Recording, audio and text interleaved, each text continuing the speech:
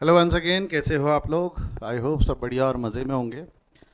Class आज हम अगले प्रॉब्लम की तरफ बढ़ते हैं। लास्ट क्लास में अगर आपको याद होगा तो हम कैलकुलेट कर रहे थे स्टेप नंबर 2। स्टेप नंबर 2 जब मैं कह रहा हूँ तो हमने क्या कैलकुलेट किया था बेटा? स्टेप नंबर 2 जब मैं कह रहा हूँ तो हमने क्या कैलकुलेट किया था, जवाब दो। हमने कैलकुलेट किया था प्री एंड पोस्ट। क्या कैलकुलेट किया था हमने? Pre and post acquisition profits and losses. क्या कैलकुलेट कर रहे थे हम? Pre and post acquisition profit and losses. याद है क्या आपको? हाँ ना, profit and losses and general reserve जो भी था वो सारा आइटम हम स्टेप नंबर 2 से कैलकुलेट करते थे। किसका?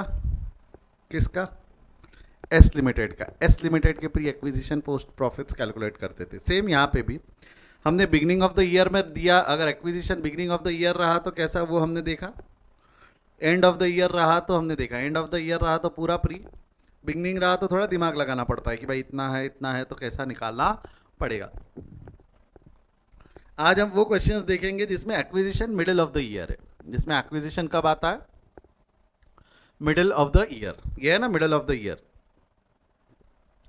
तो वाले क्वेश्चंस को हम पढ़ेंगे। देखो, ये अक्वायर्ड शेयर्स ऑन 1 जुलाई 2010 और ईयर एंड कब का है आपका? 31 मार्च 2011। तो ना बिगनिंग है ना एंड है, साल के बीच में कभी तो भी है। 1 जुलाई 2010 में है, यानी 3 महीने बाद या 9 महीने पहले। ये वाला ईयर एंड से 9 महीने पहले का आपका एक्वाइजेशन है। तो साल भर में पूरे 12 महीने ओनर थे क्या हम ओनर कितने महीने हो जाएंगे? हमने अगर 1 जुलाई 2010 को खरीदा, हम यानी कि एच लिमिटेड। बेटा इस चैप्टर में मैं जब भी हम कहूँगा, हम कौन होंगे? इस चैप्टर में मैं जब भी हम कहूँगा, हम कौन होंगे? H limited. तो हमने अगर 1 जुलाई 2010 को हमने अगर एक जुलाई 2010 को शेयर्स अक्वायर किए तो हम ओनर 1 जुलाई को बने। 1 जुलाई से 31 मार्च, तो हम ओनर 9 महीने के लिए थे। हम ओनर 9 महीने के लिए थे। तो हमारा प्री एक्विजिशन पीरियड जो रहेगा वो 1 जुलाई से पहले का, और पोस्ट एक्विजिशन पीरियड 1 जुलाई के बाद का। ये समझ में आया क्या? ये समझ में आया क्या इस क्वेश्चन में? तो एक्विजिशन ना बिगिनिंग में है ना एंड में है, acquisition middle of the year में है। एक्विजिशन ना एंड में है ना बिगिनिंग में है, acquisition middle of the year में। देखिए, मिडिल ऑफ द ईयर जब बोलते हैं तो बहुत घबराने वाली बात नहीं है। स्टूडेंट्स को ज़्यादातर कन्फ्यूजन इस क्वेश्चंस को लेके रहता है। मिडिल ऑफ द ईयर को लेके क्वेश्चन ज़्यादा रहता है। बिगिनिंग एंड हैंडल कर लेते सर, बोले हम। वो मिडल में ना गड़बड़ हो जाती है, बोले मिडल ऑफ द ईयर में थोड़ी सी गड़बड़ हो जाती है। अब कैसे करेंगे, आ जाओ मैं उस पर। मैंने आपको स्टेप्स बताया। पहले कुछ नहीं करना, पहले पूरी बैलेंस शीट पोस्ट कर देना, इंक्लूडिंग पहले पूरी बैलेंस शीट पोस्ट कर देना including general reserve and profit and loss of S limited ना, सब्सिडरी के। कहाँ पोस्ट कर देते हैं? Step number 2। उसका इनर कॉलम होता है ना, एक टोटल का इनर कॉलम होता है, उसमें हम पोस्ट करके छोड़ देते थे ना, याद आया क्या? तो सब पोस्ट कर देना, सब पोस्ट कर देना, ठीक है। शर्माना नहीं, घबराना नहीं, सब लिख लिख के छोड़ देना। कैलकुलेशन लास्ट में करो ना, कम से कम क्या होगा, कैलकुलेशंस करते वक्त आप लोगों को ये नहीं रहेगा कि भाई मेरा कुछ छूट तो नहीं गया। और पोस्टिंग करते वक्त कैलकुलेशन का दिमाग नहीं लगाना पड़ेगा, तो गलती नहीं होती है। Do it properly. अगर आप सब चीज़ एक साथ करने जाओगे तो गड़बड़ होंगी, है ना। चलो बढ़े आगे। एक साथ नहीं करना, जंगल को आग नहीं लगाना, ठीक है। अब ध्यान देना, यहाँ दिया हुआ है सन्द्री एसेट से। एसेट साइड से शुरू करना ना इजी जाता है। मैंने आपको क्या बोला, आप लाइबिलिटी से भी कर सकते हैं, ऐसा कोई दिक्कत नहीं है। बट एसेट साइड से शुरू करो तो एसेट साइड खत्म होने का लगता नहीं आधा क्वेश्चन हो गया, जबकि हुआ सिर्फ एसेट साइड ही रहता है। तो एक मेंटल पीस रहता है हमेशा। तो एसेट साइड से शुरू करो, इजीली फटाफट पोस्ट होते हैं। एसेट साइड के आइटम थोड़े फास्ट पोस्ट होते हैं। जैसा सन्द्री एसेट से शुरू करते हैं, सन्द्री एसेट्स। सन्द्री एसेट्स चला जाएगा आपका बैलेंस शीट के एसेट साइड में, कंसोलिडेटेड बैलेंस शीट है। अच्छा, मैं आपको डिस्क्लेमर दे दूं, मैंने पहले दे देना चाहिए था डे 1 पे। क्लास हमने कायदे से शेड्यूल 3 की बैलेंस शीट पढ़ ली है ना। हमने शेड्यूल 3 की बैलेंस शीट पढ़ ली है ना, जो खड़ी बनती है। ऊपर लाइबिलिटीज, इक्विटी एंड लाइबिलिटीज, और नीचे में एसेट्स। यहां जब मैं कंसोलिडेशन बना रहा हूं तो मैं शेड्यूल 3 के हिसाब से बना रहा हूं कि लेफ्ट राइट बना रहा हूं? बराबर है ना। अपन क्या है, वर्टिकल नहीं बना रहे, अपन हॉरिजॉन्टल बना रहे। क्यों? क्योंकि थोड़ा सा कंसेप्ट समझाने तक, बाद में हम सीधी बैलेंस शीट भी बनाएंगे। अभी जब तक हम कंसेप्ट समझ रहे हैं तब तक लेफ्ट राइट चलेगा। कोई दिक्कत? वैसे भी एमसीक्यू है, कौन सा ही फर्क पड़ जाना है। वैल्यूअर को थोड़ी पता कि भाई आपने सीधी से बनाया कि आड़े से बनाया, बना लिया ना, वो इंपॉर्टेंट है ना। चल शुरू करते हैं। सन्द्री एसेट्स है 6,50,000 एंड 2,88,000। आई होप यहाँ तक क्लियर है। 6,50,000 और 2,88,000। ये हो गया आपके सुंदरी एसेट्स। इन्वेस्टमेंट से कॉस्ट ऑफ कंट्रोल हो गया आपका। इन्वेस्टमेंट इन एस लिमिटेड 1,65,000, इन्वेस्टमेंट इन एस लिमिटेड 1,65,000 जमेगा, हाँ या ना? अगला क्या हो जाएगा आपका? इन्वेस्टमेंट इन एस लिमिटेड के बाद में नेक्स्ट आइटम क्या है? बोलो फटाफट बोलो, फटाफट बोलो, फास्ट। वो कॉस्ट ऑफ कंट्रोल में चला गया। होल्डिंग पैटर्न निकाल ले क्या? Holding pattern 1,600 share 20,000। अब होल्डिंग पैटर्न सेम ही रख रहा हूँ मैं, आगे चेंज भी करेंगे। कितना? 1,600 डिवाइडेड बाय 2,000 इंटू 100,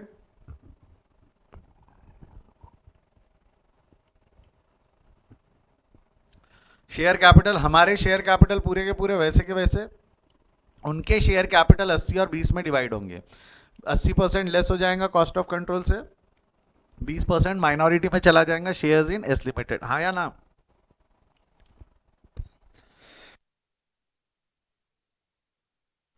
बोलो यस और नो। अब तक कोई डाउट है क्या? अब तक कोई डाउट है क्या? Easy easy easy. हमारे जनरल रिजर्व और हमारे प्रॉफिट एंड लॉस, हमारे जनरल रिजर्व चले जाएंगे बैलेंस शीट की लाइबिलिटी साइड में, हमारे प्रॉफिट एंड लॉस चले जाएंगे own profit of H limited करके स्टेप नंबर 5 में। उसके जो है वो स्टेप नंबर 2 में जाएंगे दोनों। स्टेप नंबर 2 करके बन जाएगा यहाँ पे pre and post acquisition, total pre post, यहाँ पे आ जाएगा आपका general reserve and profit and loss account, general reserve and profit and loss account. Clear है क्या? डन यहां तक? बड़े आगे यहां से।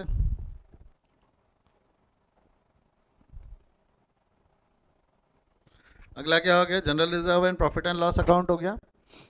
उसके भी लिख लिए, सन्ड्री क्रेडिटर्स है 75 और 48 लिख लो। सन्ड्री क्रेडिटर्स बैलेंस शीट के लाइबिलिटी साइड में, एच लिमिटेड एस लिमिटेड 75 और 48। आई होप यहां तक के किसी को कोई डाउट नहीं है। बैलेंस शीट पोस्टिंग समझी क्या? बैलेंस शीट पोस्टिंग में तो कम से कम डाउट नहीं हो ना? ठीक है, बढ़ो आगे। अब है एक्विजिशन डेट के हिसाब से प्री और पोस्ट को निकालना, प्री एक्विजिशन और पोस्ट एक्विजिशन निकालना। चलो आ जाओ, सिंपल है, कुछ ज़्यादा टेंशन लेना नहीं, टाइमलाइन बनाना। ज़्यादा दिमाग को टेंशन लोगे तो गड़बड़ होगी, उससे बेहतर क्या है, just prepare the timeline. Timeline बना लो, चीज़ें आसान।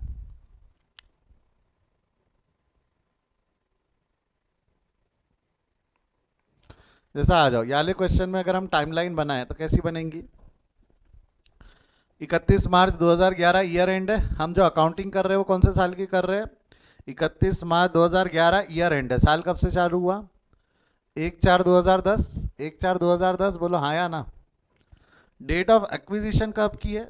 1 जुलाई 2010 की। यहाँ लिख दूँ कहीं तो भी? 1/7/2010 का अक्वायर किया उन्होंने। मतलब ये वाला प्री एक्विजिशन पीरियड है और ये वाला पोस्ट एक्विजिशन पीरियड है। आई होप यहाँ तक समझ में आता है। अगर मैं मंथ में बात करूं तो pre acquisition period current year में कितने महीने प्री एक्विजिशन पीरियड के? 3 महीने। और 9 मंथ पोस्ट एक्विजिशन पीरियड के, बराबर है? अच्छा एक चीज मेरे को बताओ, यहाँ का जो पीरियड है ये कौन से पीरियड में आएगा, प्री एक्विजिशन या पोस्ट एक्विजिशन? ये जो मैंने बादल बनाया है ये प्री एक्विजिशन है पोस्ट एक्विजिशन है? वो पूरा प्री एक्विजिशन है, अक्वायर के पहले ही है। तो करंट ईयर में 3 महीना है, pre acquisition period current year का 3 महीना है, बट प्री एक्विजिशन पीरियड 3 महीने से ज्यादा का है। वो पिछले साल का भी पूरा पीरियड प्री एक्विजिशन है। पिछले साल का भी पूरा पीरियड कौन सा पीरियड हो जाएगा आपका? Pre acquisition. समझा क्या? बोलो बेटा समझा क्या, हाँ या ना? पक्का श्योर? कोई डाउट? बढ़ो आगे।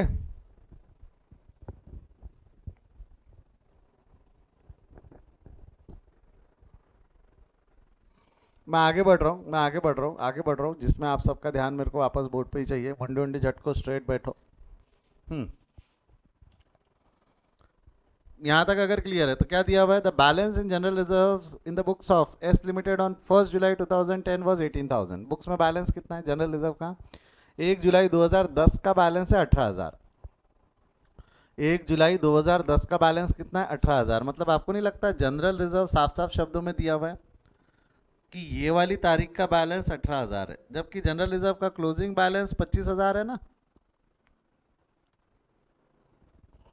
जनरल रिजर्व का क्लोजिंग बैलेंस 25,000 है, हाँ या ना। तो आपको क्या लगता है साल भर में क्रिएटेड कितना है? 7,000 को क्रिएटेड बोलूँ चलेगा? 7,000 को क्रिएटेड बोलूँ तो चलेगा क्या बैलेंसिंग फिगर? कोई आपत्ति?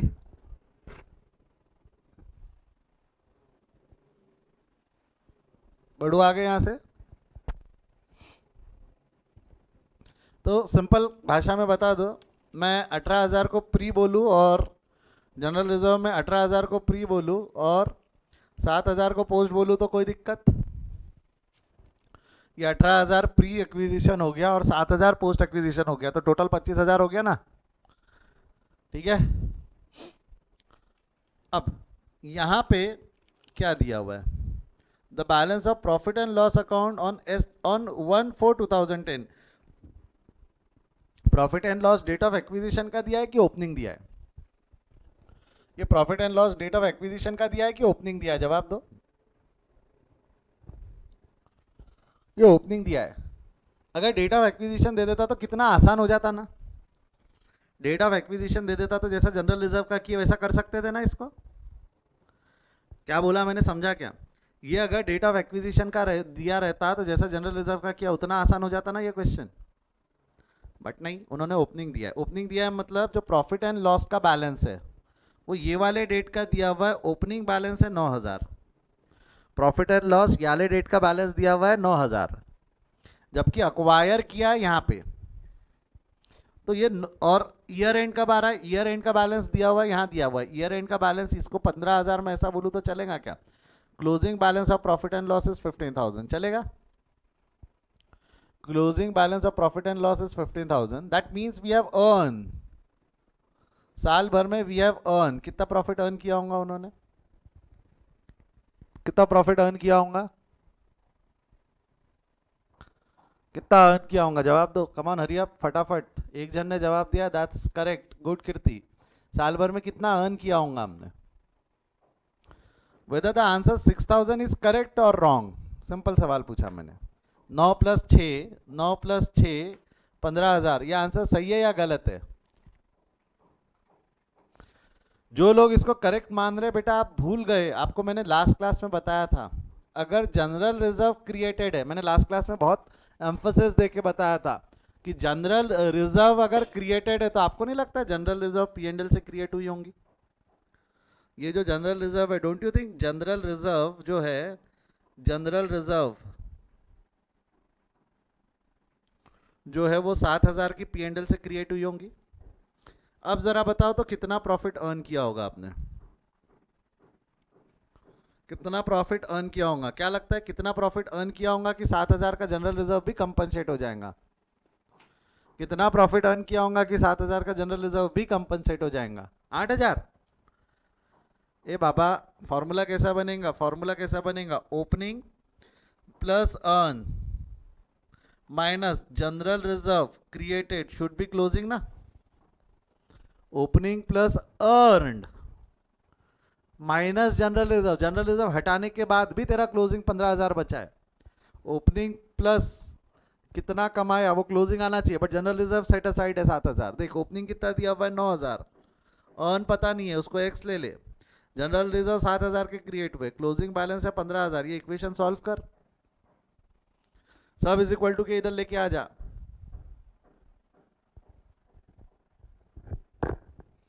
सब इज इक्वल टू के इधर लेके आ जा, कितना हो जाएगा ये? x is equal to 15,000 minus 9,000 plus 7,000, कितना आता है ये answer? x is equal to 13,000। Side change sign change करके किया ना, मतलब you have earned a balance, you have earned a profit of 13,000, you have earn a profit of 13,000। ये समझाए तो थम्स अप दो। खत्म नहीं हुआ अभी, खत्म नहीं हुआ। ये समझाए तो थम्स अप दो, सभी का थम्स अप चाहिए। किसी को अभी भी डाउट है तो रेज योर हैंड। सर 13,000 कैसे निकाला? बेटा जनरल रिजर्व इस साल के प्रॉफिट से सेट असाइड होता है, जनरल रिजर्व इस साल के प्रॉफिट से सेट असाइड होता है।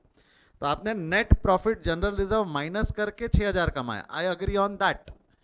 आपने जनरल रिजर्व माइनस करके नेट प्रॉफिट जो कमाया वो 6 कमाया, बट टोटल अर्निंग आपकी 13,000 है। टोटल अर्निंग आपकी 13,000 है। सर क्या फर्क पड़ता है ना, अगला सवाल आएगा सर इससे क्या फर्क पड़ता। ये तो फिलहाल हो गई आपकी अर्निंग का कैलकुलेशन। अब जरा यहाँ ध्यान दो, अब मैं क्या बोल रहा हूँ जरा ध्यान देना। किसी को कोई डाउट नहीं है ना यहाँ तक? अर्निंग 13 कैसे है मैं बता देता हूँ बेटा। जनरल रिजर्व सेट असाइड होता है, जनरल रिजर्व P&L से सेट असाइड हुआ होगा, तो जो भी आपने कमाया होगा उसमें से 7,000 जनरल रिजर्व में गया होगा, 7,000 जनरल रिजर्व में गया होगा। मेरे को बताओ ये 7,000 प्री एक्विजिशन है कि पोस्ट एक्विजिशन है? 7,000 इज पोस्ट एक्विजिशन ना, पोस्ट एक्विजिशन। अब मैं जो बोल रहा हूँ प्लीज ध्यान से सुनना, अब मैं जो बोल रहा हूँ प्लीज ध्यान से सुनना। Don't you think we will have to classify the profit for the year? जो हमने करंट ईयर में प्रॉफिट कमाया है उसको प्री और पोस्ट में क्लासिफाई करना पड़ेगा हमको। जो प्रॉफिट हमने कमाया है उसको प्री और पोस्ट में क्लासिफाई करना पड़ेगा, यस और नो? क्योंकि 13,000, अच्छा कौन से वाले प्रॉफिट को क्लासिफाई करेंगे प्री और पोस्ट में? 13,000 को क्लासिफाई करेंगे कि 6,000 को क्लासिफाई करेंगे? कमाया कितना है साल भर में आपने? कमाया 13,000 है कि 6,000 है? कमाया कितना है? How much you have earn, how much you have earn? You have earned a profit of 13,000। तो बेटा देखो, profit of 13,000 will be classified into pre and post. यहां लिख रहा हूं profit of 13,000 will be classified into pre and post. इसको pre और post में क्लासिफाई करना पड़ेगा, नॉट 6,000। 13,000 को यहाँ गड़बड़ होती है बच्चे से, बच्चे 6,000 को क्लासिफाई करके आ जाते नहीं, वही तो गलत कर रहे हो आप भाई। कमाया जो है उसको इवनली डिस्ट्रीब्यूट करो ना। रिजर्व तो पोस्ट में क्रिएट हुए, ये जो रिजर्व क्रिएट हुए ये तो पोस्ट एक्विजिशन पीरियड से क्रिएट हुए ना। क्या ये साल भर के प्रॉफिट से क्रिएट हुए कि ऊपर देखो, ऊपर देखो जवाब मिलेगा। क्या रिजर्व साल भर के प्रॉफिट से क्रिएट हुए कि पोस्ट एक्विजिशन प्रॉफिट में क्रिएट हुए? पोस्ट एक्विजिशन टेन्योर में क्रिएट हुआ है ना रिजर्व। जो रिजर्व क्रिएट हुआ है वो पोस्ट एक्विजिशन टेन्योर में क्रिएट हुआ है, तो क्या उसको प्री एक्विजिशन से कंपनसेट कर पाएंगे क्या? इन्हें बोलना क्या चाह रहे हो सर? नहीं समझा सर, एक मिनट। पहले तो 13,000 को प्री और पोस्ट में क्लासिफाई करो, 13,000 को प्री और पोस्ट में क्लासिफाई करो। कैसा करोगे? 3 महीने प्री, 9 महीने post. Simple, do the calculation. 13,000 को 3:9 रेशियो में बांट दो, 3/12, और 13,000 इंटू 9/12, इसमें इसको क्लासिफाई कर लोगे तो आपको pre acquisition and post acquisition profits पता चल जाएंगे। करो कितना होता है? 13,000 इंटू 3/12 कितना होगा? ये 9,750 नहीं हो, 3,250, और ये होता है 9,750। ऐसा जवाब मिला है मेरे को, 3,250 और 9,750। क्लियर है यहाँ तक? 13,000 को 13,000, the profit of 13,000 I have classified it into pre and post acquisition profit. 13,000 के प्रॉफिट को मैंने प्री और पोस्ट में क्लासिफाई किया है। क्लियर यहाँ तक? ये हो गया प्री एक्विजिशन प्रॉफिट, ये हो गया पोस्ट एक्विजिशन प्रॉफिट। और जो जनरल रिजर्व क्रिएट हुए, जनरल रिजर्व कहाँ से क्रिएट हुए बोलो? जनरल रिजर्व कहाँ से क्रिएट हुए? प्री एक्विजिशन या पोस्ट एक्विजिशन? जनरल रिजर्व कहाँ से क्रिएट हुए बेटा? प्री एक्विजिशन या post acquisition? General reserve is created out of post acquisition profit. तो आपको नहीं लगता नेट प्रॉफिट जो पोस्ट एक्विजिशन पीरियड का है वो 2750? Net profit post acquisition period का है 2750, प्री एक्विजिशन पीरियड का है 3250। एक मिनट, बात खत्म नहीं हुई, बात खत्म नहीं हुई। इसके पहले वाला प्री है, इसके बाद वाला पोस्ट है। तो अगर मैं ऐसा बोलूँ तो चलेगा क्या? ओपनिंग वाला जो बैलेंस था 9,000, ये पूरा का पूरा प्री, ये पूरा का पूरा प्री, और ये पोस्ट। अगर मैं ऐसा बोलूं तो चलेगा क्या? यानी टोटल प्री एक्विजिशन प्रॉफिट कितना हो गया आपका?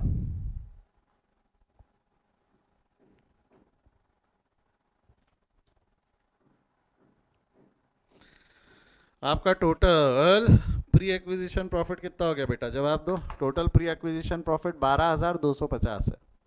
आपका टोटल प्री एक्विजिशन प्रॉफिट कितना हो जाएगा? 12,250। 12,250 प्री एक्विजिशन प्रॉफिट है। पोस्ट एक्विजिशन प्रॉफिट कितना है आपका? 2750 है ना? एक बार करके देख लो। 12,250, 12,250 प्लस 2750 कितना आ रहा है? 12,250 प्लस 2750 करके देखो कितना आ रहा है। करो तो सही एक बार। आ रहा है क्या 15,000 जो हमारा प्रॉफिट है? आ रहा है क्या 15,000 जो हमारा प्रॉफिट है? हमारा प्रॉफिट 15,000 था ना, जिसको हमको क्लासिफाई करना था प्री एक्विजिशन और पोस्ट एक्विजिशन में। जिसको हमको क्लासिफाई करना था प्री एक्विजिशन और पोस्ट एक्विजिशन में। तो आप ऐसी गंदी हरकत मत करना कि 6000 को क्लासिफाई कर दो, नहीं। पहले तो आपको प्रॉफिट अर्न कितना है, 13,000, 13,000 का प्रॉफिट अर्न है, एंड वो 13,000, वो जो 13,000 का प्रॉफिट है, जो 13,000 का प्रॉफिट है, that will be divided into pre and post. मैं एक बार रिपीट कर रहा हूँ, नजर हटी दुर्घटना घटी, बेटा ध्यान देना। मैंने यहाँ शुरुआत में आपसे सवाल क्या पूछा था, प्री एक्विजिशन पीरियड 3 महीने। जनरल रिजर्व समझाए तो एक बार थम्स अप दे दो, जनरल रिजर्व का कैलकुलेशन समझाए तो थम्स अप दे दो। क्या वो 7,000 कैसे निकाला वो समझाए तो थम्स अप दे दो। और वो 7,000 पोस्ट एक्विजिशन पीरियड भी है, ये भी क्लियर है, वो तो सिंपल है भाई। 18,000 एक्विजिशन के डेट का बैलेंस है तो बचा हुआ पोस्ट एक्विजिशन का ही बैलेंस होगा, सिंपल लॉजिक। 18,000 1 जुलाई का बैलेंस है तो 7,000 पोस्ट एक्विजिशन, वहाँ कोई दिक्कत नहीं है।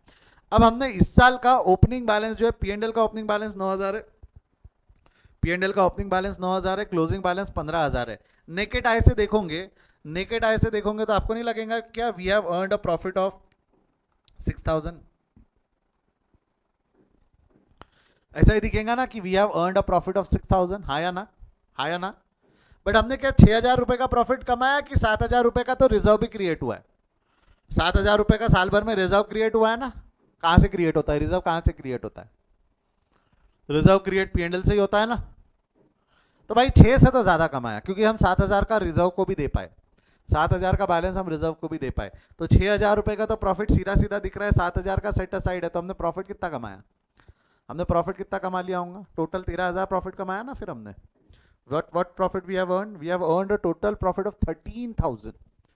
कहां से लाया ये 13,000, मैंने ये इक्वेशन सॉल्व किया हमने, कैसा, opening plus earn minus reserve, opening plus earn minus reserve is equal to closing. Opening पता था 9,000 है, अर्न नहीं पता, वही तो निकालना है। रिजर्व कितने क्रिएट हुए 7,000, तो क्लोजिंग आनी चाहिए 15,000, तो एक्स निकाल लिया 13,000। ये समझा तो थम्स अप दो। ये 13,000 कैसे निकाला ये समझा तो थम्स अप दो। कितना अर्न किया ये कैसे निकाला समझा है, हाँ जी 13,000। तो बेटा जब मैंने आपसे सवाल पूछा है कि प्री और पोस्ट में क्लासिफाई करना है, क्योंकि ये 13,000 जो हमने बना कमाया है ये 12 महीने में कमाया है, जिसमें से कुछ 6 महीने में भी कमाया होगा, कुछ 6 महीने में भी कमाया होगा, और कुछ हमने 9 महीने में भी कमाया होगा, कुछ हमने 6 महीने में भी कमाया होगा, कुछ 9 महीने में। तो जो क्लासिफाई करना है वो 6,000 को क्लासिफाई करोगे कि 13,000 को। ये जो 13,000 है इसमें प्री प्लस पोस्ट दोनों है, 13 में प्री प्लस पोस्ट दोनों है, बट रिजर्व तो सारे पोस्ट है ना, रिजर्व तो सारे पोस्ट है ना, क्योंकि ऊपर से पता चलता है कि भाई वो जो 7,000 का रिजर्व है वो पोस्ट एक्विजिशन पीरियड में लगा है, 7,000 का रिजर्व जो है वो क्रिएट पोस्ट एक्विजिशन पीरियड में हुआ है।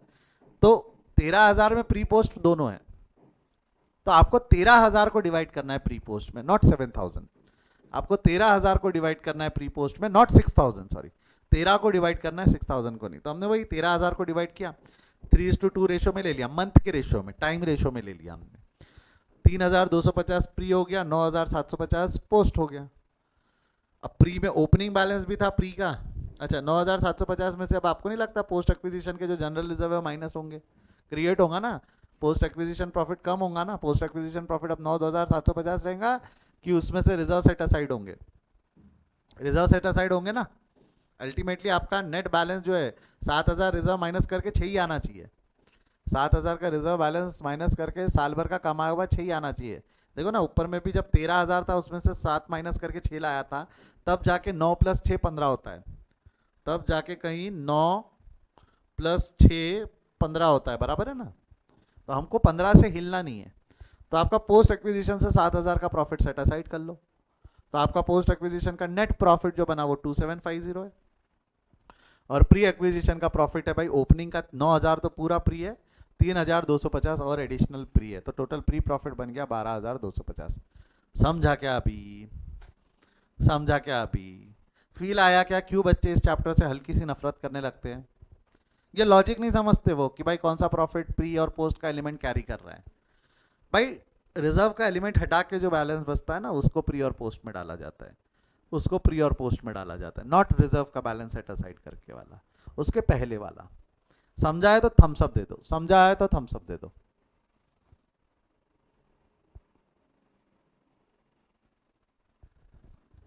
बढ़ू आगे। देखो जनरल रिजर्व का तो अलोकेशन हम पहले ही कर चुके हैं, 18,000 प्री है, 7,000 पोस्ट है। प्रॉफिट एंड लॉस का अलोकेशन अगर मैं ऐसा करूँ तो चलेगा क्या? ऐसा करूँ तो चलेगा 9,000, देखो 12,250 और 9,750। आप बोलोगे सर कैसे? 12,250 और 9,750। अब 9,750 में से आपको 7,000 का रिजर्व माइनस करना चाहिए ना। 9,750 में से 7,000 का reserve set aside, reserve set aside minus करोगे तो आपको नहीं लगता ये जो तीनों फिगर्स है, ये तीनों फिगर्स मिला के टोटल 15,000 आएंगी? ये तीनों फिगर्स मिला के टोटल 15,000 आएंगी। कौन से तीनों फिगर? ये वाले तीनों फिगर्स मिला के टोटल कितनी आने वाली है आपकी? 15,000। ये तीनों फिगर्स मिला के टोटल 15,000 आएंगी। ये समझा क्या?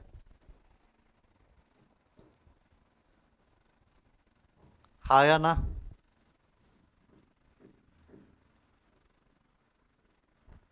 पक्का श्योर? अरे कुछ तो बोलो।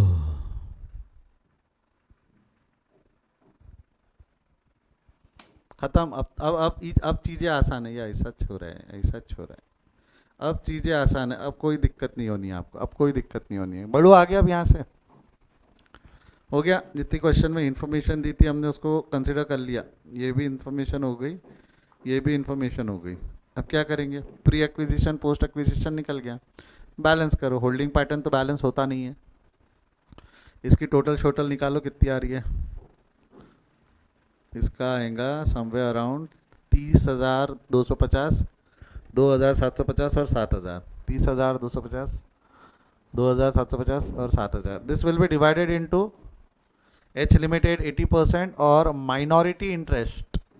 एच लिमिटेड 80% और बचा कुचा किसको जाएगा बेटा? बचा कुचा किसको जाएगा? Minority interest. माइनॉरिटी इंटरेस्ट को कितना मिल जाएगा? 20%। करो तो 30,250 को डिवाइड, यहाँ से करते हुए आते 7,000 को कर लो पहले। 7,000 को डिवाइड करो, कितना आएगा 7,000 को?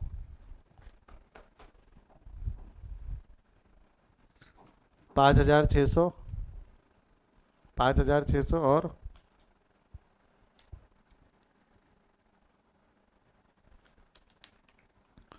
5,600 और 1,400। ये कितना हो जाएगा? 2,750। ये 2,200 और मेरे ख्याल से 500, 500 होंगे, 500 है ना? 550। ये हो जाएगा 24,000 और ये हो जाएगा आपका 6,050। 6,050, 24,200 और 6,050। जमता क्या? जमता क्या?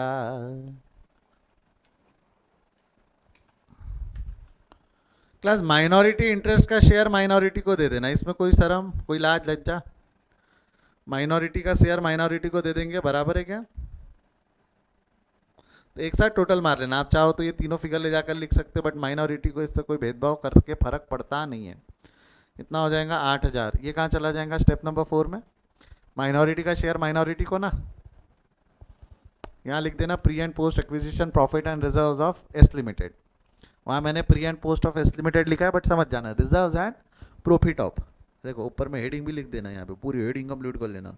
Heading pre and post acquisition profit and reserves of S limited. Pre and post acquisition profit and reserve of S limited 8,000।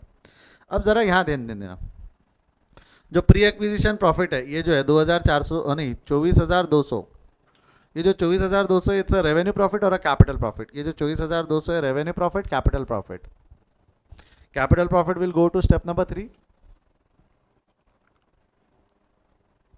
Capital profit है, ये डेबिट में क्रेडिट करना है। डेबिट में क्रेडिट करना है तो लेस हो जाएगा ना pre acquisition profits of S limited.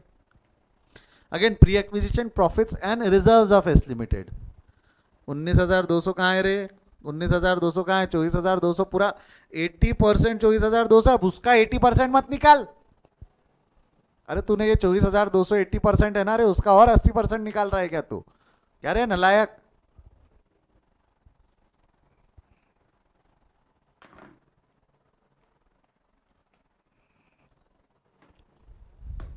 उन्नीस 200 कहाँ से लाया मुझे नहीं पता, मैं आगे बढ़ रहा हूँ। ठीक है मनन, क्या गड़बड़ किया रे? अरे कास्ट, अबे रुक ना, पहले पोस्ट तो कर।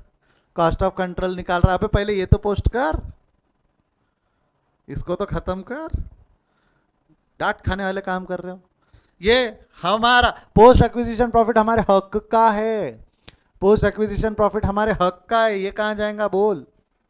पोस्ट एक्विजिशन प्रॉफिट हमारे हक का है, हमारे ओन प्रॉफिट में जाएगा। स्टेप नंबर 4 यहाँ रेफरेंस लिख देना, स्टेप 2 से लाया 2200, यहाँ भी ऊपर भी रेफरेंस लिख देना, स्टेप 2 से लाया। और ये क्या है 5600 भी हमारे हक के रिजर्व है, हमारे हक बनती है उस रिजर्व पे।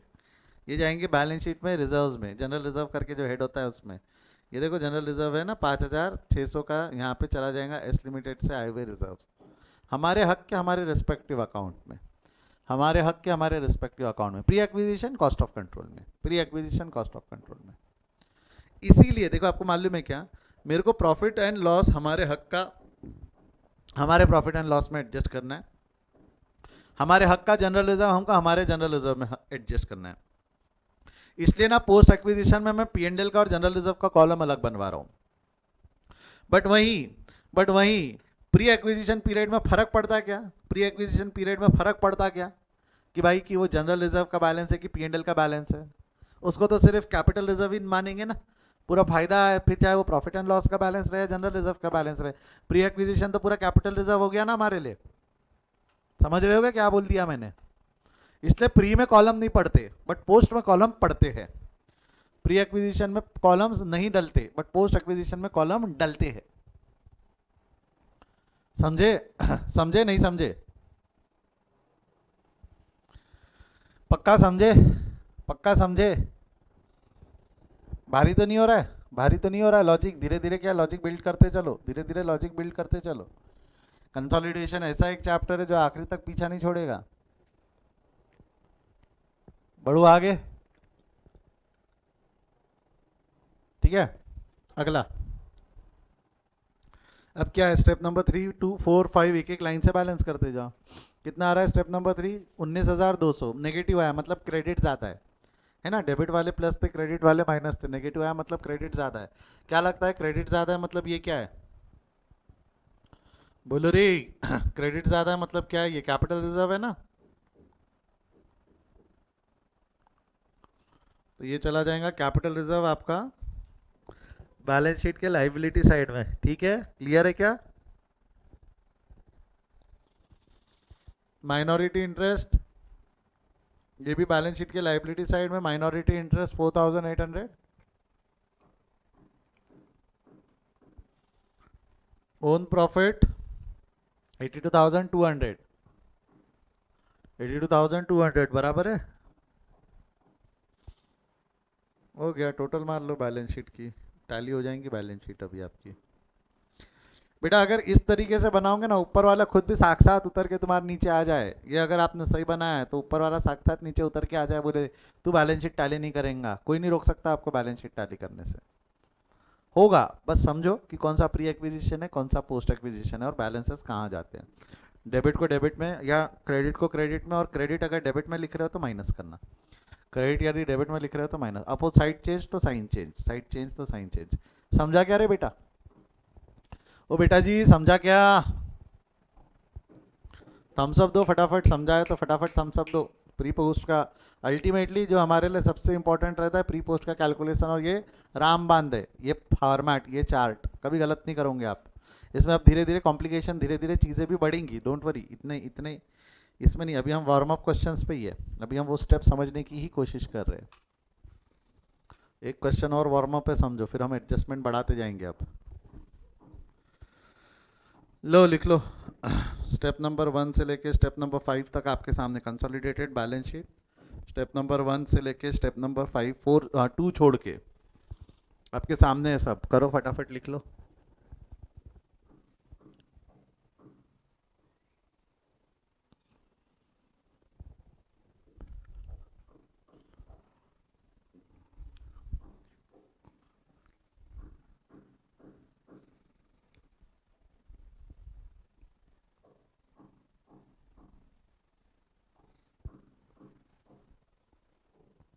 हो गया है क्या,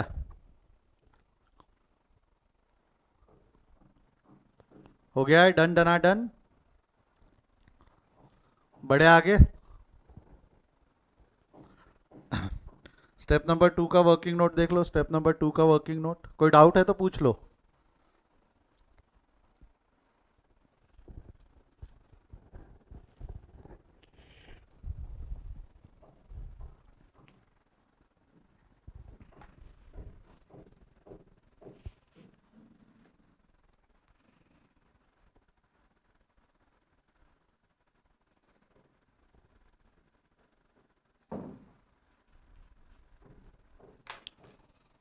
हो गया है स्टेप नंबर 2।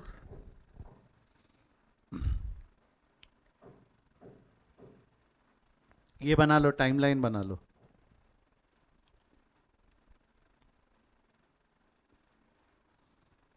टाइमलाइन बना लो, प्रॉफिट एंड जनरल रिजर्व का अलग, प्रॉफिट एंड लॉस का अलग।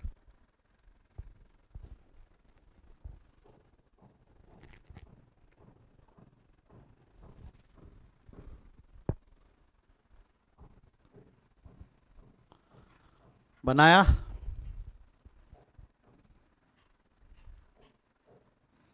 प्रॉफिट एंड लॉस का वो जो 13,000 का बैलेंस निकला है उसको प्री एंड पोस्ट में कैसे क्लासीफाई किया, उसका वर्किंग नोट। 13,000 का जो बैलेंस प्री और पोस्ट में कैसे क्लासीफाई किया, उसका वर्किंग नोट।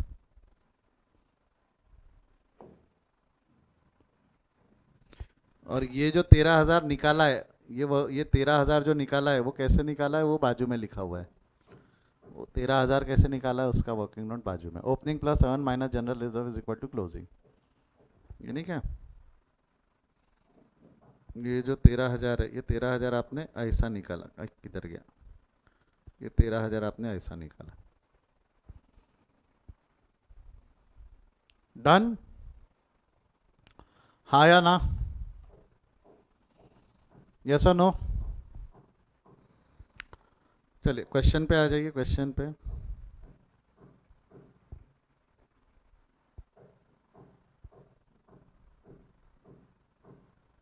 प्रॉब्लम नंबर 10 आपके लिए होमवर्क दे रहा हूँ मैं। क्या दे रहा हूँ? प्रॉब्लम नंबर 10 आपके लिए होमवर्क है। कॉन्फिडेंस बूस्टर जैसा काम करना चाहिए इसने, कि हमने जितना अभी पढ़ा प्री पोस्ट आप खुद से हैंडल कर पाओ, क्योंकि अब तक मैंने प्री पोस्ट का एक भी कैलकुलेशन होमवर्क नहीं दिया है आपको, है ना?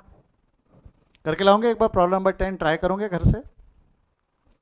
एक बार ट्राई करोगे खुद से, खुद ब खुद? है थोड़ा कॉन्फिडेंस? तो प्रॉब्लम नंबर 10 आप सबके लिए होमवर्क है। प्रॉब्लम नंबर 10 होमवर्क है। आज मैं जल्दी छोड़ दूंगा, मैं ज़्यादा प्रेशर नहीं बढ़ाऊंगा। आज जो हमने देखा और कल जो 2 क्वेश्चन हमने देखे, अभी आज जो हमने देखा वो मिडिल ऑफ द ईयर का है, ये भी मिडिल ऑफ द ईयर का है। 31 दिसंबर 2010 लिखा हुआ है, this is middle of the year ना, तो ये भी होमवर्क ही है आपको। देखो जनरल रिजर्व बढ़िया 31 दिसंबर के दिए हुए, प्रॉफिट एंड लॉस 1 अप्रैल 2010 का दिया हुआ है 9,000। तो बेटा समझना है कि कितना क्रिएट किया होगा। अगर जनरल रिजर्व क्रिएट किया होगा तो, नहीं किया होगा तो 9 और 3 में डिवाइड करके सॉल्व करना है। One of the easiest question possible है ये वाला। ये नहीं कर पाए तो थोड़ी कहीं तो भी दिक्कत है, ठीक है? ये करके लाएंगे हम, और कल मैं फिर एडजस्टमेंट शुरू कर दूंगा इस चैप्टर के। एडजस्टमेंट मतलब कल हम ये 11वां प्रॉब्लम भी सॉल्व कर देंगे, जिसमें अब एडजस्टमेंट है। दिख रहा है कि रिवैल्यूएशन से रिलेटेड कुछ एडजस्टमेंट है। ऐसे एक एडजस्टमेंट धीरे धीरे बढ़ाकर हम इस चैप्टर में महारत हासिल करेंगे। चलिए आज यहीं रुकते हैं। कोई डाउट है तो पूछो, अदरवाइज आज हम यहीं रुकते हैं। Continue in the next lecture. Do you guys have any doubt? No doubt? No doubt? चलिए bye bye, see you, take care, bye बेटा, बाय।